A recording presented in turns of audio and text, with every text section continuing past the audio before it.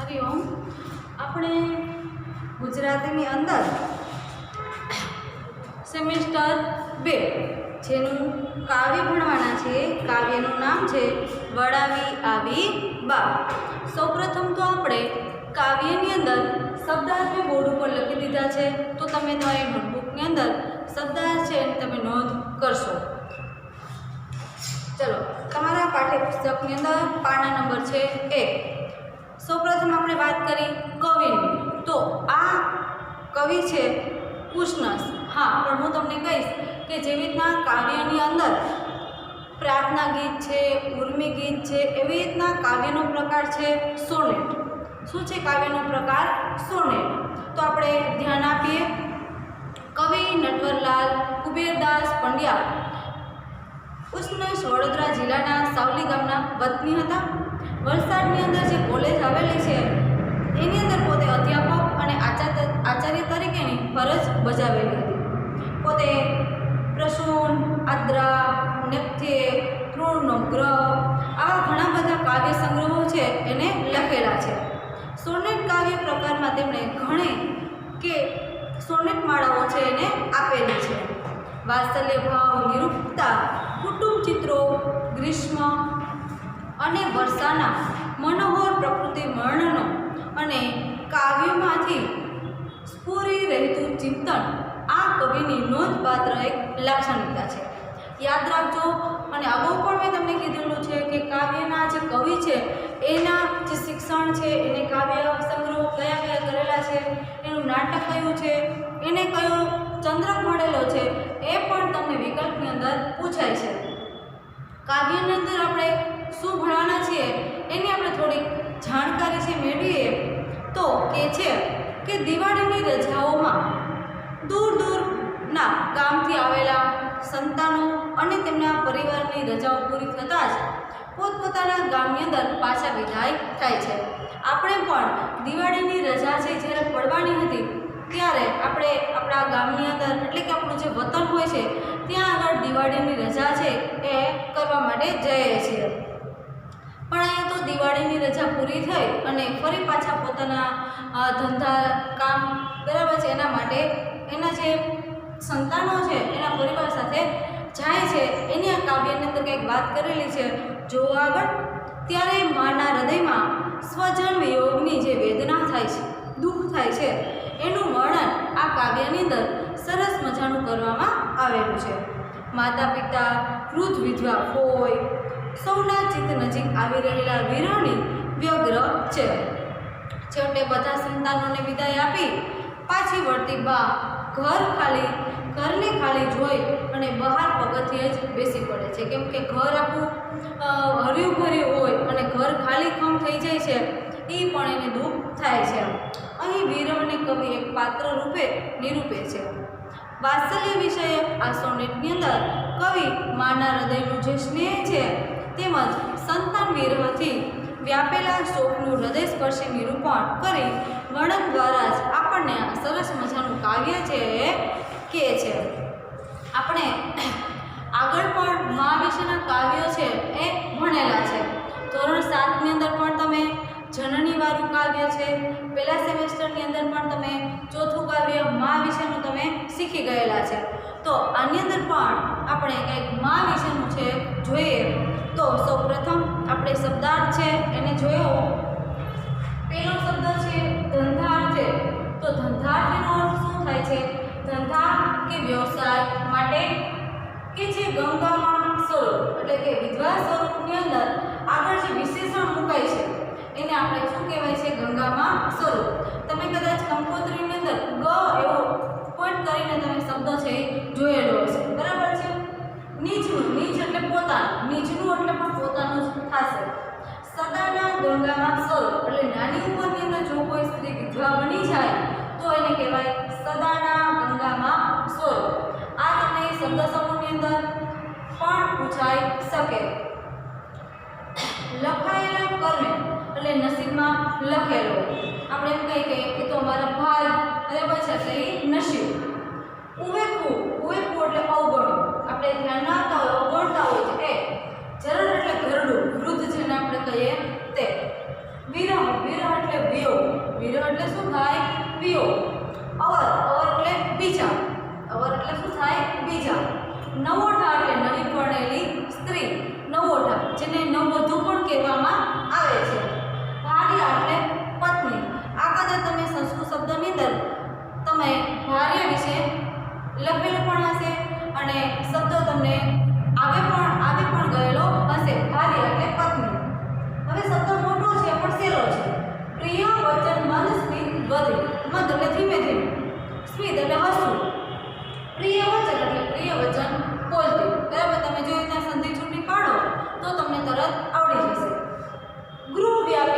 ઘરની અંદર પ્રસરેલો અથવા તો ફેલાયેલો કોઈ પણ શબ્દ તમે લખી શકો છો.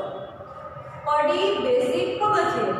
જો શબ્દ પડી બેસી પગથિયે એટલે સ્વજન છે એના દુઃખથી ભાંગીને આપણું પોતાનું કોઈ દૂર જતું રહે તો આપણે એ સહન કરી ન શકીએ એટલે શું કહે છે કે સ્વજનના દુઃખથી ભાંગી પડેલી બા પગથિયે બેસી પડે છે. આ હતા તમારા શબ્દો. હવે આપણે જોઈએ કાવ્યને. તમારા પાઠ્યપુસ્તકની અંદર તમે કાવ્ય જુઓ, તમારા પાના નંબર છે 1 ઉપર. જો રજાઓ દિવાળી તણી થઈ પૂરીને ઘર મહી દહાડા એટલે થાય દિવસ કરી કેરી સંકલિત થઈ જવું. જો અહીં શબ્દ લખેલો છે સંકલિત થઈ જવું એટલે તૂટી જવું. સંકલિત થઈ શાંતિ પ્રથમની. પછી કે છે વસેલા ધંધાર્થે દૂર દૂર સંતા નિજના. નિજ શબ્દ આપણે આવેલો. જવાના કાલે તો જનક જનની. જનક એટલે પિતા અને જનની એટલે માતા. જનક જનનીને ઘરતણા સદાના ગંગામાં સ્વરૂપ ઘરડા હોય સહુએ લખાયેલો કર્મે વિરહ મિલનને તે રજનીય. એટલે કે જે જ્યારે દિવાળીની રજા પૂરી થઈ જાય છે, ઘરની શાંતિ છે, આ શાંતિની અંદર શું થાય છે તો કે ભંગ થાય છે, ત્યારે એના જે દૂર દૂર ધંધે વસેલા લે એના જે સંતાન છે, એના જે બાળકો છે એ હવે કાલે ફરી પાછા પોતાના ગામ જતા રહેશે. ત્યારે તમને ચોથી લાઈનમાં આપેલું છે જનક જનની એટલે કે એના માતા પિતા અને ઘરની અંદર એની સાથે જ રહે છે એવા એના વિધવા હોય. એવું કહે છે કે એના નસીબમાં લખાયેલો જે વિરહ છે એ સૌની સાથે સૌની વચ્ચે પોતાનું આસન નક્કી કરી અને બધાને બેઠેલો જોવે છે. આમ છતાં જ તે એમના તરફ ધ્યાન આપ્યા વગર સૌ વૃદ્ધજનો સૌ સાથે વાતો કરતા કરતા સૂઈ જાય છે. જો શબ્દ આપેલો છે નીચે કે ઉવેખી એટલે અવગણ, એને કોઈ ધ્યાનમાં લીધા વગર બધાય વાતો કરતા કરતા સૂઈ જાય છે. ત્યારબાદ સવારે ભાભીનું ભર્યું ઘર લઈ ભાઈ પડ્યા. શું કીધું કે બીજે દિવસે સવારે છે ભાઈ છે ભાભીનું જે ભર્યો પરિવાર છે એ લઈ અને ઉપડે છે. ગઈ અડધી વસ્તી ઘર થઈ ગયું શાંત સગડું. તો અડધી વસ્તી ઓછી થઈ ગઈ અને ઘર છે શાંત થઈ ગયેલું છે. બપોરે બે ભાઈ અવર ઉપડ્યા લેની નીજની. શું કહે છે કે બપોરે બીજા બે ભાઈઓ પોતાની જે નવ ઉપરની સ્ત્રીઓ છે એટલે કે પોતાની પત્ની છે, કેવો શબ્દ આપેલો છે અહીંયા આપણને તો કે પ્રિય વચન બોલતી અને ઓછું મલકતી એ એની જે પત્ની છે એને પણ પોતાની સાથે લઈને જાય છે. ત્યારબાદ બળાવી બા આવી નિજ સકલ સંતાન ક્રમશઃ એટલે એક પછી એક પોતાના જે બાળકો છે, પોતાના જે સંતાન છે એને એક પછી એક બળાવી અને બા છે એ ફરી ઘરે આવે છે. પણ છેલ્લી લાઈનમાં પણ એવું આપેલું છે ગૃહ વ્યાપી એટલે કે જે આખા ઘરની અંદર વિરહ છે, દુઃખ છે એ જોવે છે અને આ દુઃખની અંદર જ પોતે ભાંગી પડે છે એટલે ત્યાં પોતે પગથિયે જ બેસી જાય છે. આ હતું તમારું કાવ્ય નંબર 1. તમને પાઠ્યપુસ્તકની અંદર પાના નંબર 2 ઉપર આપેલું છે કે સોનેટનું કાવ્ય સ્વરૂપ. તમારે જેવી રીતના હિન્દીની અંદર આપણે ભાષા સત્તા શીખતા હતા એવી રીતના જ તમારે ભાષા સત્તા છે એ તમારે જોવાની છે. તમને અહીંયા આગળ 3 પોઈન્ટની અંદર કાવ્યનું સ્વરૂપ છે એ સમજાવેલું છે તો એની અંદર તમે ધ્યાન આપો.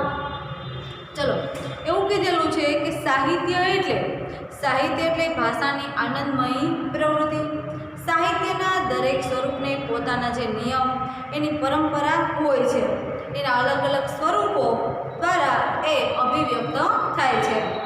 એના જે ગુજરાતીની અંદર મુખ્ય જે કાવ્યનું જે સ્વરૂપ છે એની અંદર સોનેટ છે ખૂબ જ મહત્ત્વનું સ્વરૂપ કહેવાય છે. એની મૂળ ભાષા છે વિદેશી. કેવી છે? મૂળ ભાષા એની વિદેશી છે. અંગ્રેજી ભાષા અને સાહિત્યના અભ્યાસ દ્વારા આપણે આપણા જે કવિઓ છે એને પરદેશી સ્વરૂપોથી આકર્ષાય અને મુખ્ય સ્વરૂપ એટલે એને સોનેટ કીધેલું છે. ગઝલ અને હાઇકુ એવા પણ કાવ્યના સ્વરૂપો છે છે, પણ આ સોનેટનું મૂળ સ્વરૂપ ઇટલીમાંથી ઉદ્ભવ્યું છે. આ તમને એક બે વાક્યના પ્રશ્ન જવાબની અંદર પૂછાઈ શકે કે ક્યાંથી આનો ઉદ્ભવ થયેલો છે, તો તમારે પેન્સિલથી નીચે લાઈન કરી લો. ઇટલી શબ્દ આપેલું છે અહીંયા આગળ, ઇટલી શબ્દ ત્યાં તમે નીચે લાઈન કરો, તો જેથી કરીને તમને વિકલ્પમાં પૂછાય અને આપણે વાંચવામાં ધ્યાનમાં આવેલું હોય તો આપણને તરત આવડી જાય. વાદ્ય સાથે લયબદ્ધ ગવાતી આ લઘુ રચના હતી. ત્યાંથી તે અંગ્રેજી ભાષામાં વિકસ્યું અને તેની અસર નીચે ગુજરાતી ભાષામાં કોણ કરે છે એને પણ નામ યાદ રાખવાનું છે. સૌપ્રથમ કરનાર તો કે બળવંતરાય ઠાકોર, એને કરેલી છે 1888ની અંદર, સોરી 1888માં. એને ભણકારા નામનું પ્રથમ સોનેટ છે એ રચેલું. અને તમારે યાદ રાખવાનું, કદાચ જનરલ નોલેજની અંદર પણ તમારે આવે કયું છે પહેલું પ્રથમ સોનેટ, તો કે ભણકારા. તમે કોઈ જનરલ નોલેજની એવી એક્ઝામ આપવા જાઓ તો પણ તમને સોનેટનું પહેલું કયું સોનેટ બહાર પડેલું છે, કોણ હતા એ વ્યક્તિ, એ પણ તમને પૂછાય ખરા. હવે તમને એના લક્ષણ કીધેલા છે, જેવી રીતના આપણે ઉર્મી ગીત, પ્રાર્થના ગીત, બરાબર છે. એની અંદર આપણને વાત કરે જો કે સોનેટ એ ઉર્મી કાવ્યનો જ એક પ્રકાર છે. શેનો કીધેલો છે? ઉર્મી કાવ્યનો જ એક પ્રકાર છે, છતાં એનાથી જુદો અને વિશિષ્ટ છે. ઉર્મી કાવ્યમાં ઉર્મી કે સંવેદન મુખ્ય હોય છે, એની સાથે સાથે વિચાર, ચિંતન અને જીવન દર્શન છે એ પણ ઉમેરાય છે. એને આપણને ચિંતન પ્રધાન નક્કર ઉર્મી કાવ્ય છે એ પણ કીધેલું છે. સોનેટ માત્ર 14 પંક્તિની મર્યાદા એના ઉદ્ભવ પરથી જ સ્વીકારવામાં આવેલી છે. એનો અર્થ એ છે કે ટૂંકા વિસ્તારમાં કવિએ સઘન રીતે અનુભવને ઠાસવાનો હોય છે. અને તમને 14 લાઈનની અંદર સોનેટ છે એ રચવામાં આવેલી હોય છે, એવું તમારે યાદ રાખવાનું. એનો અર્થ એ હોય છે કે ટૂંકા વિસ્તારની અંદર જ એને જે કવિ છે એનો પૂરેપૂરો જે અનુભવ છે એ કાવ્યની અંદર સમાવી લેતા હોય છે. તેમજ ઘાટનું સૌષ્ઠવ જાળવવાનું હોય છે. કાવ્યના કેન્દ્રમાં રહેલા વિચારનો યોગ્ય ઉપાડ કરી ક્રમે ક્રમે એના દલે દલને ખોલવામાં તથા ગહન ભાવ પલટવામાં સિદ્ધ કરવા માટે સોનેટની સફળતા રહેલી છે. આ હતા એના લક્ષણો. ત્યારબાદ એનું જોવાનું છે વિભાજન અને પ્રાસ. જો વિભાજન કેવી રીતના કરેલું છે, તો કે સોનેટ 14 પંક્તિ ધરાવતી સુગ્રંથિત સુગધ કાવ્ય રચના છે. તમને યાદ રાખવાનું કેટલી પંક્તિ, તો એની અંદર 14 પંક્તિ જ હોય. તમને ખાલી જગ્યાની અંદર કે વિકલ્પની અંદર હશે. તેથી તેમાં પંક્તિને અંતે આવતા પ્રાસનું ઘણું બધું મહત્વ હોય છે. આ પ્રાસ રહિત સોનેટ રચના પણ થાય. ખરેખર તો કાવ્ય ભાવ અને એનો મળો છે એની સાથે સંકળાયેલો મુદ્દો હોય છે. અને આ સોનેટ છે એક શિસ્તબદ્ધ કાવ્ય કૃતિનો વિચાર છે એ કરીએ છીએ. એમાં પ્રાસની જે ચોક્કસ ગૂંથણીને અવગણી ન શકાય. ત્યારબાદ છેલ્લો પેરેગ્રાફ કે સોનેટની ભાષા મુલાયમ, ઓછી, વધુ પ્રખર હોય છે, કેમ કે લાગણીની મૃદુતા કરતાં એમાં વિચાર દૃષ્ટિનો મહિમા વધારે છે. બળવંતરાય ઠાકોરે ગુજરાતી ભાષાને આપેલા સોનેટમાં મોગરો છે, વધામણી છે અને ભણકારાનો પણ સમાવેશ થાય છે. એટલે એ સિવાય પણ આપણને શું મળ્યા બે નામ સોનેટના, તો કે મોગરો અને વધામણી. એ પછી ઉષ્ણસથી માંડીને લાભશંકર ઠાકર અને ચિન્નુ મોદી એને પણ આવા સોનેટ છે એને એની રચના કરેલી હતી. ત્યારબાદ કોણ આવેલું, તો કે લાભશંકર અને ઉષ્ણસ. હવે આપણે જોઈએ છીએ પાના નંબર 3 ઉપર અભ્યાસના પ્રશ્નો. તમને સૂચના આપેલી છે કે નીચેના પ્રશ્નોના ઉત્તર આપો. તમારા પાઠ્યપુસ્તકની અંદર જગ્યા નહીં હોય એટલે તમે તમારી નોટબુકની અંદર જ આ પ્રશ્નો છે તમે લખતા જાઓ. સૌપ્રથમ આપણને એવું કીધેલું છે કે સંતાનો પાછા વિદાય કેમ થાય છે, તો આપણને એવું કીધેલું છે કે સંતાનો શું કામ પોતા વિદાય થાય છે એટલે કે જાય છે, તો કે જ્યારે દિવાળીની રજા પૂરી થાય છે તો ધંધારથી વસેલા જે સંતાનો છે એ પાછા વિદાય થાય છે. ત્યારબાદ તમને આપેલો છે પ્રશ્ન, સંતાનો દૂર દૂર કેમ વસેલા છે? તો શેના માટે દૂર વસેલા હતા? ભણવા માટે ન આવે ને? ન તો શેના માટે? હજી આપણે પહેલા જ પ્રશ્નમાં એનો જવાબ જોયેલો, એમાં એક જ શબ્દમાં એનો જવાબ આવે છે ધંધા માટે. એટલે કે ધંધાર છે, ધંધાર માટે વસેલા હોવાથી પોતે દૂર દૂર જાય છે. પછી તમને કીધેલું છે ઘર શાંત કેમ થઈ ગયું? ઘર શાંત કેમ થઈ ગયું? તો કે સવારની અંદર જ એના મોટા ભાઈ છે, એની પત્ની, એના બાળકો, આ બધાએ પોતાના પરિવારની સાથે નીકળી જાય છે.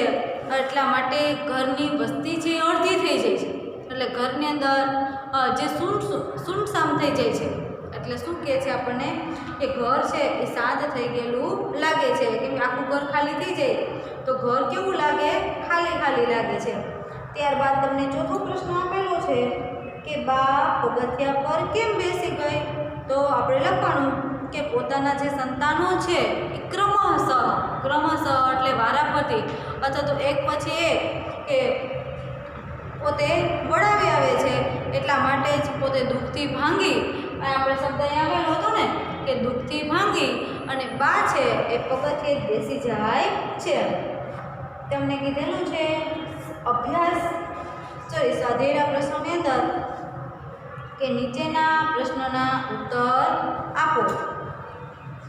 એની અંદર તમને પ્રશ્ન નંબર 1 કીધેલો છે કે દિવાળીના વેકેશનમાં બાના ઘરની સ્થિતિ છે એ કેવી હતી?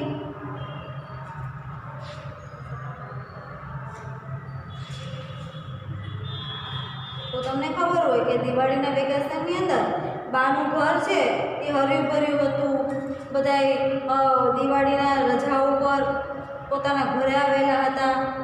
વાતાવરણ, આ જે ઘરનું વાતાવરણ છે એની અંદર એના પત્ની છે, પુત્રો છે, પુત્રવધૂઓ છે, બાળકો છે, અને આનાથી આખું ઘર છે એ હર્યું ભર્યું હતું.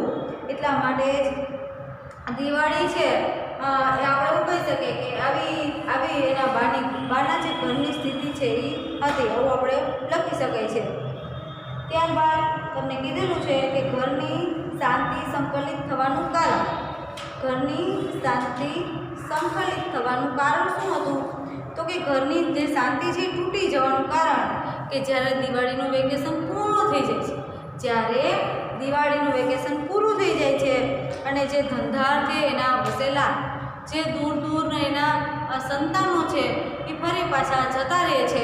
એટલા માટે જ પોતાના પરિવારની અંદર આ એક કારણ આપણે લખી શકાય. એટલે કે જે શાંતિ છે એ છવાઈ જાય છે. ત્યારબાદ વિદાયની આગલી રાતે, તમારો ત્રીજો પ્રશ્ન જુઓ. વિદાયની આગલી રાતે વડીલો કેવી લાગણી અનુભવે છે? તો કે વિદાયની આગલી રાત્રે વડીલો છે એ વિરહનું એને જે દુઃખ હતું પણ એ દુઃખને ભૂલી એના જે પુત્રવધુ છે, બાળકો છે, એના પુત્રો છે એની સાથે આનંદ માણી અને વડીલો સાથે છેલ્લી રાત છે વિતાવી હતી. અને બીજે દિવસે એના જે પરિવાર છે એની સાથે એના જે સંતાનો છે, એની પત્ની, એના બાળકો સાથે પોતાના ધંધા જવાના હોવાથી જતા રહે છે અને ઘર છે એ ખાલી થઈ જવાનું છે. આ સુમસામ ઘરની અંદર સંતાનો વગર આ એકાંકી જીવન વિતાવવાનું છે. આવી લાગણી છે એ અનુભવાય છે. ત્યારબાદ આપણને એવો પ્રશ્ન કરે છે કે વિદાય થતા ભાઈની જે પત્નીઓ વિશેની શી ઉપમા આપેલી છે? એની ઉપમા તમને અહીં આપેલી જો, અને તમને પાઠ્યપુસ્તકની અંદર પાછળ પણ તમને અહીં આપેલું છે કે પ્રિય વચન મિંદસ્મતિ, અને બીજો શબ્દ કયો હતો? નવોઢા. કયો શબ્દ હતો બીજો? નવોઢા. બરાબર છે. એની પત્નીઓ સાથે પોતે જતા રહે છે એટલે એ એની ઉપમા થઈ કહેવાય. ત્યારબાદ તમને આપેલું છે પ્રશ્ન નંબર 5. પ્રશ્ન નંબર 5 કે બધાને વળાવી અને પાછી ફરેલી બાની સ્થિતિ કેવી હતી? તો તમે છેલ્લો શબ્દ જુઓ. એની અંદર આપેલું છે કે પોતાના જે સંતાનો છે એને વારાફરતી એના જે બા છે એ એક પછી એક એના સંતાનો, એના પરિવારના જે સભ્યો છે એને વળાવે છે અને પોતે વિરહથી જ એટલે કે દુઃખથી જ પોતે પગથિયા ઉપર બેસી જાય છે. ત્યારબાદ તમને પ્રશ્ન નંબર આપેલો છે 2. પ્રશ્ન નંબર આપેલો છે 2 કે બાને મૂકીને જતા ભાઈઓએ પણ બા જેવી જ વેદના અનુભવી હશે એ વિચારીને ચર્ચા કરો. પણ આપણી પાસે અત્યારે ચર્ચા તમે સાથે જો 2 થી 3 વ્યક્તિ તમારા ઘરની આજુબાજુમાં જો તમે ચર્ચા કરી શકે એમ હોય તો આ ચર્ચા તમારા વિદ્યાર્થી મિત્રોએ સાથે કરવાની છે. ત્યારબાદ પ્રશ્ન નંબર આપેલો છે 3 કે નીચેની કાવ્ય પંક્તિ પૂર્ણ કરો. તો કાવ્ય પંક્તિ તમને છે પૂર્ણ કરતા આવડે છે. તમારા પાઠ્યપુસ્તકની અંદર કાવ્ય પંક્તિ આપેલી છે, તમને આગળથી જ આપેલી છે કે સવારે ભાભીનું ભર્યું ઘર લઈ ભાઈ પડ્યા. પાછળ આપેલું છે ગઈ અડધી વસ્તી, ઘર થઈ ગયું શાંત સઘળું, બપોરે 2 ભાઈઓ અવર જવર પડ્યા લઈને નીચની. કે સવારની અંદર બપોરેના જે મોટા ભાઈઓ છે એ પણ પોતાના પરિવાર સાથે જતા રહે છે. પછી એક લાઈન આપેલી છે કે નવોઢા ભાર્યાઓ પ્રિય વચન મિંદસ્મતી, એટલે કે એના જે બીજા સંતાનો છે એ પણ પોતાની જે નવોઢા જે પત્ની છે, જે નવ પરણેલી પત્ની છે કે જે પ્રિય વચન બોલે છે અને ઓછું હસે છે એ પત્ની સાથે પોતે પણ રવાના થાય છે. આ તમારી પંક્તિ છે ત્યાં સુધી તમારે લખવાનું છે. તમને આપેલી છે પ્રશ્ન નંબર 4ની પંક્તિ.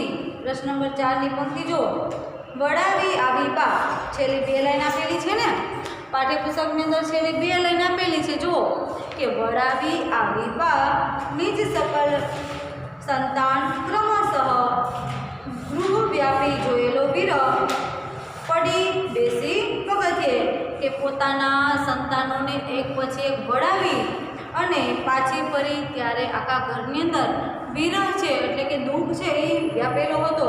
અને આ જોઈ અને દુઃખી થઈ ગયેલી બા છે, દુઃખી થઈ ગયેલી બા એ પોતે પગથિયે બેસી જાય છે. ત્યારબાદ તમને આપેલું છે પ્રશ્ન નંબર 5ની અંદર કે માતા વિષયક સુવિચારો, કહેવતો અને પ્રચલિત પંક્તિ મેળવીને લખો.